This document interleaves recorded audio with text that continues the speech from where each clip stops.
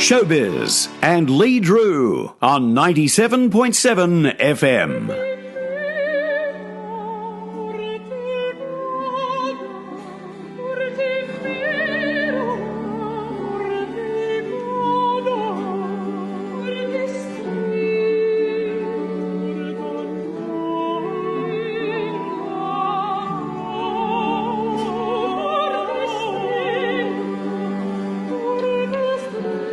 The Lyric Opera of Melbourne is bringing to us another of those rare operatic experiences, commemorating the 450th year of Monteverdi. Of his birth. The Lyric Opera Company is re-imaging his last and arguably greatest opera, The Coronation of Pompeii.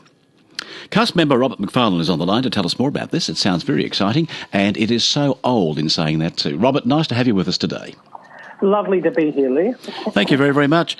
What a, I suppose, a journey this is for all of you to undertake. Something 450 years, going back to the birth, and this opera, which is just magnificent. How did it all come about? Tell me. Absolutely, and may I say, isn't it a surprise to hear this glorious love duet that you've just introduced us with, coming from one of the most sordid pieces of 17th century theatre you can possibly find. There's sex and violence everywhere, and yes. It all ends with this absolute glorious declaration of true love. So it's a great honour to perform such a work. How did it all come about? Well, I guess our fearless leader Pat Miller is not afraid of a challenge, and this year has been focused on I guess a royalty. So we had Japanese Princess by Saint-Saëns in the first instance, and now we have the coronation of Popeye. So yes, lots to do with loyalty and royalty and dignitaries and things like that this year. So. Well, the Lyric Opera Company is not afraid to step out and take these things in their hands, are they? And although it's an original score, I believe there's going to be quite a few touches that Pat has put onto this to make it your own. Absolutely. Look, with anything coming from the 17th century or before, you have to do a bit of detective work, and you also have to make some artistic decisions. The music, it's not like Mozart or Wagner or Verdi, where everything's laid out for you in black and white. There's a lot of guesswork involved in performing such music, and also a lot of ability to take artistic license, I guess. Because you couldn't go back to a DVD and have a look at the movie or something, could you? It's just that's not there. Definitely not. No. You know, we live in a time where we are wonderfully educated about performance practice from this period, but with the best will in the world, a lot of it is sort of educated guesswork. So you can either go down one of two paths. You can either try to be as true to these original sources as possible and to these educated guesses as to how it would have been like, or you can say, we have a canvas, let's use this 17th century canvas to paint our 21st century Technicolor masterpiece upon, and we're very much doing the latter in this production, which I think is very, very exciting. And this is where it comes back to your director, Tyrone Park, isn't it? And to see what he's able to do with that, to get that interpretation through. Absolutely.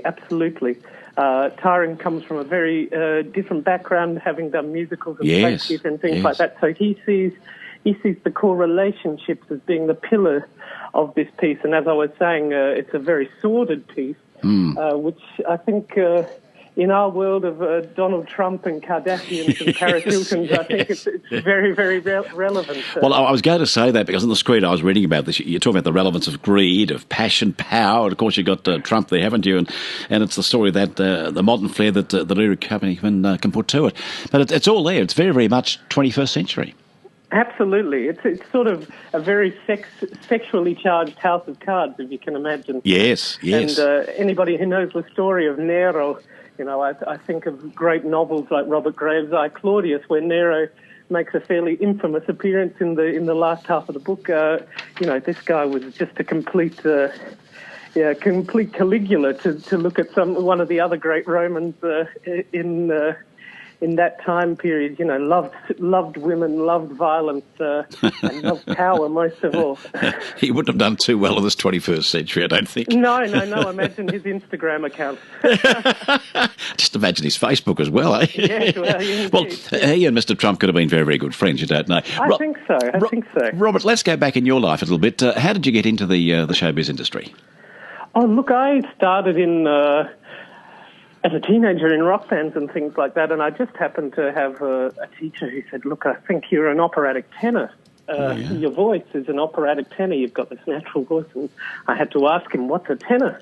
I sort of fell in love with music through the great German masters, Bach, Schubert, Brahms, Beethoven, Bruckner. So I very much came from very serious, the classical training.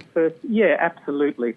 So I sort of fell in love with the serious sort of concert side of things early on, and I performed a lot in early days in my profession as the evangelist in the Passions of Bach and Handel's Messiah and things like that. That's always been the bread and butter, and so opera's been something that's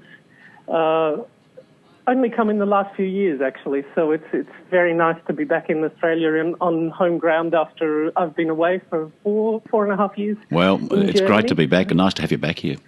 Yes, so lovely to be back. Handel's Messiah is one of my favourites. It just stands out, and there's something about it. It's absolutely, regardless of your religious inclinations, it's a sacred experience performing that work, and it never gets old. It never gets boring. There's always something to discover, I think. You've almost answered my question, but how do you feel personally performing something like that? Do you get very involved emotionally? Oh, absolutely. I'm very much on the side of involvement and emotional connection with these pieces. I think, the days of being able to be reserved as an oratorio soloist are gone. I think I always relate my performances of these works, like the Passions of Bach or Messiah, as being sort of like the CNN reporter on the ground in Baghdad or something, as one of these great events is unfolding before us and before the world. I think we're at that level of involvement rather than reading from a sacred text from many hundred years ago. It has to be happening at this very moment. You've explained that very well. I like that. Yeah, you've done that nicely. Oh, thank you. Who else is on stage with you in Monteverdi's program? Oh, we have a fantastic cast. Rebecca Rashley is playing Poppaea. Nicholas Jones, wonderful tenor with Opera Australia, is singing Nero, the sexpot dictator Nero. Haven't you got a singer in from Spain? No, we do. Yes, we do. I beg your pardon. Damian Whiteleaf. That's it. Who is an expat Australian singer, wonderful resonant basso profundo voice, which is as rare as hen's teeth. Finding a very high tenor or a very low bass, it's always the most difficult job in opera. So Damian has come back to his home country of Australia to sing Seneca, who's sort of the Roman tribune, and is wonderfully dull, and of course has to get killed off at some point in the opera.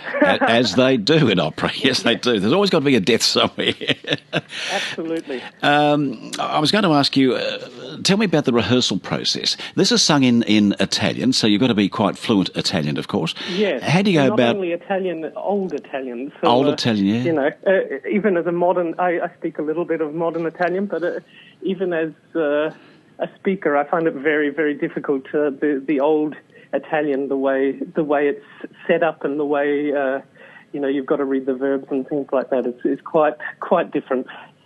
But then you've got to know the storyline about to then get your emotions through in the Italian to the English-speaking audience, don't you? Absolutely, and that's one of the crucial things in a rehearsal process is to try and boil each scene down to a sentence or two in English as to what's being achieved, what each character's motivation is. You've basically got to get it down to a sort of a Metacritic sort of summary of a film or something like that. It's got to be that simple and that direct. Well, It's going to be a wonderful, wonderful program. You're starting, next week, the 15th of July, running through till the That's 22nd. right. Yeah. At Chapel Off Chapel. A great venue. I keep saying that, but I just love Chapel Off Chapel. As do I, and I think for something from the 17th century, it's the absolute perfect size. You know, when we think of opera from the 17th century, they weren't performing in places like the Arts Centre or anything like that. They were performing in kings' palaces, which might have held anything from 80 seats to depending on the king or depending on the dignitary that was being celebrated, to maybe 300 or 400, but certainly no more than that. Yeah. Yeah. Well, it's, as I say, it's on the 15th through to the 22nd. It's at Chapel Off Chapel. Bookings by contacting the chapel, and you'll be able to get there and see Monteverdi and celebrate his birthday 450 years ago. Is there going to be a birthday cake? I have to ask you. Oh, look, we have to find a place for it somewhere, don't we? You'd have to. Yes, out in that foyer there on the opening night. A cake goes up there and you'll enjoy it.